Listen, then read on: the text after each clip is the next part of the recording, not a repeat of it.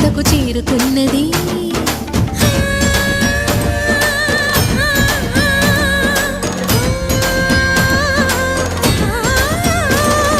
భవుని భువికి తరలించేలా, ధరణి దివిని తలపించేలా రసతరంగిణి వేళ ఎదని నృత్యరతులు చేయగలిగే వేళ భరత వేదముగ నిరత నాట్యముగా కదిలిన పదమిది ఈశ.